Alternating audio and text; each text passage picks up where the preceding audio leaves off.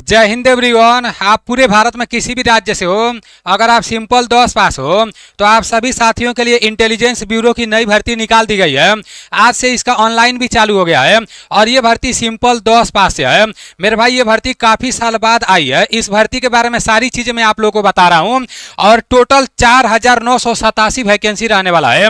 ये जो आपका इंटेलिजेंस ब्यूरो होता है ना, ये एक खुफिया एजेंसी है और ये मिनिस्ट्री ऑफ होम अफेयर्स मतलब गृह मंत्रालय के अंतर्गत आती है। यहाँ पर आप लोग देख सकते हो, ये इस भर्ती का ऑफिशियल नोटिफिकेशन है। ऑफिशियल नोटिफिकेशन को मैं अपने टेलीग्राम चैनल में भी भेज दूंगा। अगर आप अभी तक मेरे टेलीग्राम चैनल में नहीं जुड़े हो तो पता नहीं किस दुनिया में जी रहे हो यार। आप टेलीग्राम पर जाना, नीलेश ब्लॉग लिखकर सर्च मारना, उधर मेरा टेलीग्राम चैनल आ जाएगा, उसमें जुड़ जाना। इस भर्ती का मैं पूरा नोटिफिकेशन भेज दूंगा। वैसे तो ऑल इंडिया के लिए 4,987 वैकेंसी के आसपास में निकाला गया है और मेरे भाई एरिया वाइज वैकेंसी है। जैसे यहाँ पर अगरतला दिया है तो अगरतला के लिए आपका 67 वैकेंसी है। अब किस कैटेगरी के लिए कितना वैकेंसी है वो आप लोग यहाँ से देख सकते हो। अगर यहाँ से आप लोगों को क्लियर नहीं दिखाई दे रहा होगा तो जब मैं नोटिफिकेशन भेजूंगा तो आप लोग सबसे ऊपर पहले नंबर वाले में पेज में ही आप लोग देख लेना कि किस एरिया के लिए कितना वैकेंसी दिया गया है। यहाँ पर जैसे दिया है आपका अहमदाबाद, तो अहमदाबाद के लिए 307 वैकेंसी है। उसके बाद से आइजॉल दिया है, आइजॉल के लिए 53 वैकेंसी है। तो इस तरह से आप लोग देख लेना, ठीक है ना। यहाँ पर देखो लखनऊ दिया है और मेरठ दिया है। तो जिस एरिया के लिए जितना वैकेंसी है उसी एरिया का नाम आपको मिलेगा। तो जिस एरिया में आप फॉर्म भरोगे उस एरिया का लोकल लैंग्वेज के बारे में आपको पता होना चाहिए, मतलब वहां के भाषा के बारे में आपको पता होना चाहिए। क्योंकि ये जो भर्ती है ना, ये जो आपका इंटेलिजेंस ब्यूरो की भर्ती है, इसमें जब आप सिलेक्शन ले लोगे ना तो आपके घर वालों को भी नहीं पता रहेगा कि आप कहां पर ड्यूटी कर रहे हो। इन लोगों का काम ही रहता है कि जहां पर अपने देश के अंदर जो भी कमी रहता है, जो भी मतलब जैसे नहीं होता है, कुछ मिस्टेक किया जाता है, तो ये लोग छानबीन करते हैं, पता लगाते हैं, ठीक है ना। जैसे खुफिया एजेंसी का काम क्या होता है, नाम से भी आप लोगों को लग रहा होगा। आपके पास ही रहेंगे लेकिन आपको पता नहीं चलेगा कि ये लोग खुफिया एजेंसी वाले हैं, आईबी वाले हैं, ठीक है ना। इन लोगों को अपना पहचान छुपा कर काम करना रहता है और सैलरी वैलरी तो बहुत अच्छा खासा रहता है मेरे भाई। और इन लोगों का जो भी काम रहता है सबसे अलग रहता है। यहाँ पर देखो, इसमें फार्म भरने के लिए कितना उम्र होना चाहिए ये आप लोग समझ लो, और इसका जो पेपर कराया जाता है उसको भी आपको अच्छे से समझना है। क्योंकि जो पेपर कराया जाएगा ना, पेपर के बाद आप लोगों को समझो नकल लिखना रहेगा, इमला लिखना रहेगा, उसमें भी नंबर मिलेंगे। उसके बाद से इंटरव्यू होगा। सारी चीजें मैं आपको बता रहा हूँ। इसमें फार्म भरने के लिए आपका उम्र कम से कम 18 साल होना चाहिए और अधिक से अधिक आपका उम्र 27 साल होना चाहिए। और उम्र में कैटेगरी के हिसाब से छूट भी मिल जाएगा। और जो आपका 18 साल उम्र होना चाहिए ना, 17/8/2025 तक पूरा हो गया होना चाहिए। तो आप लोग देख लेना। अब आपका सिक्योरिटी असिस्टेंट का इसमें है टोटल कितना वैकेंसी है, तो 4,987 वैकेंसी है। सिंपल 10 पास मांगा गया है, कोई भी एक्स्ट्रा सर्टिफिकेट नहीं मांगा गया है। ऐसा नहीं बोला गया है कि जैसे कोई एक्स्ट्रा सर्टिफिकेट होना चाहिए, कोई एक्सपीरियंस सर्टिफिकेट होना चाहिए, ऐसा कुछ भी नहीं बोला गया है।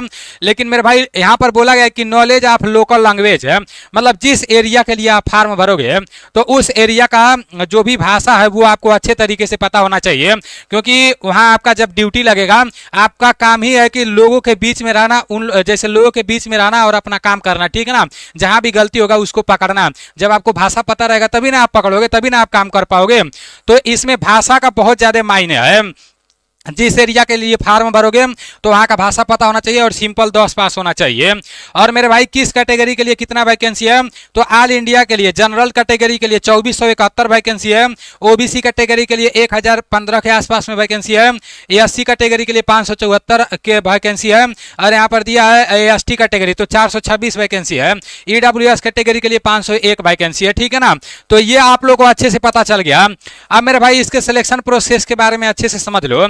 उसके बाद से मैं आपको बताऊंगा कि इसका पेपर किस तरह से कराया जाएगा। और आज से इसका ऑनलाइन भी चालू है।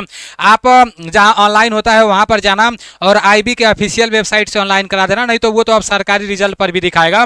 वो तो हमें लगता है हर वेबसाइट पर अब दिख जाएगा क्योंकि आज से ऑनलाइन चालू हो गया है, ठीक है ना। 10 का मार्कशीट लेकर जाओगे, अपना आधार कार्ड लेकर जाओगे, फोटो लेकर जाओगे और उधर सिग्नेचर करोगे तो फिर आपका उधर जैसे ऑनलाइन हो जाएगा। ऑनलाइन में बहुत ज़्यादा प्रॉब्लम नहीं है। सबसे पहले आप लोग जब ऑनलाइन करा दोगे तो आपका पेपर कराया जाएगा। उसके बाद से यहाँ पर दूसरा फेज में क्या बोला गया है, डिस्क्रिप्टिव टेस्ट होगा, ठीक है ना। ये कैसे कराया जाएगा, इसमें भी नंबर मिलेगा, मैं आपको आगे बता रहा हूँ। उसके बाद से तीसरा फेज में आपका इंटरव्यू कराया जाएगा, इंटरव्यू भी 50 नंबर का रहेगा। उसके बाद से फिर डॉक्यूमेंट वेरिफिकेशन होगा लास्ट में, फिर आपका लास्ट में मेडिकल होगा, उसके बाद से फाइनल सिलेक्शन हो जाएगा। अब देखो जो आपका एग्जाम कराया जाएगा ना, वो किस तरह से कराया जाएगा, इसको आप लोग अच्छे से समझ लो, क्योंकि यही आपके लिए सबसे इंपॉर्टेंट है। देखो 3 फेज में आपका एग्जाम कराया जाएगा, एक आपका टीयर 1 रहेगा, टीयर 2 रहेगा और टीयर 3 रहेगा। तो टीयर 1 में 100 प्रश्न पूछे जाएंगे और 1 घंटे का टाइम मिलेगा। और मेरे भाई यहाँ पर बोला गया है कि एक प्रश्न आपका 1 नंबर का रहेगा।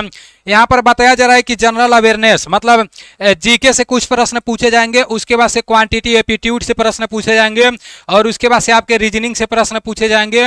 और यहाँ बोला गया है कि इंग्लिश लैंग्वेज जनरल स्टडीज, तो इंग्लिश लैंग्वेज से भी कुछ प्रश्न पूछे जाएंगे, ठीक है ना। और जनरल स्टडीज भी आप लोग को अच्छे से पढ़ लेना है। तो ये आपका टीयर 1 का सिलेबस है और 1/4 का निगेटिव मार्किंग भी रहेगा, इसको भी आप लोग को ध्यान में रखना है।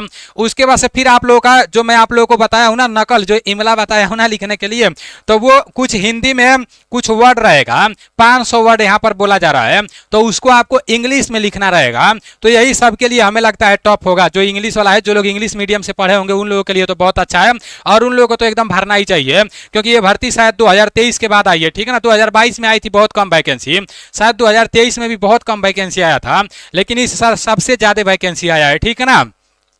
तो 500 वर्ड लिखना रहेगा, जैसे हिंदी रहेगा तो उसको इंग्लिश में कन्वर्ट करके। उसके बाद से लास्ट में आप लोगों का इंटरव्यू होगा और इंटरव्यू में भी 50 नंबर मिलेंगे, ये भी आप लोगों को पता होना चाहिए। और जो लिखोगे ना तो उसमें भी आपके 50 नंबर मिलेंगे। तो कुछ ये रहा इसका सिलेबस है। बाकी मैं सारी चीज़ें आप लोगों को बता दिया हूँ। आपका जब पेपर हो जाएगा, पेपर क्वालिफाई कर ले जाओगे, जैसे ये तीनों टीयर अगर क्वालिफाई कर ले जाओगे, डॉक्यूमेंट वेरिफिकेशन होगा, मेडिकल होगा, लास्ट में आपका फाइनल सिलेक्शन हो जाएगा। इसमें कोई भी फिजिकल उजिकल के बारे में नहीं बताया गया है, कोई भी हाइट वेट के बारे में नहीं बताया गया है। तो उम्मीद करता हूं जो खुफिया विभाग की नई भर्ती निकाली गई है इंटेलिजेंस ब्यूरो की, इसके बारे में आप लोग को अच्छे से पता चल गया होगा। ये पूरा नोटिफिकेशन मैं अपने टेलीग्राम चैनल में भेज दूंगा, आप लोग देख लेना, ठीक है ना। मिलते हैं अगले वीडियो में। जय हिंद।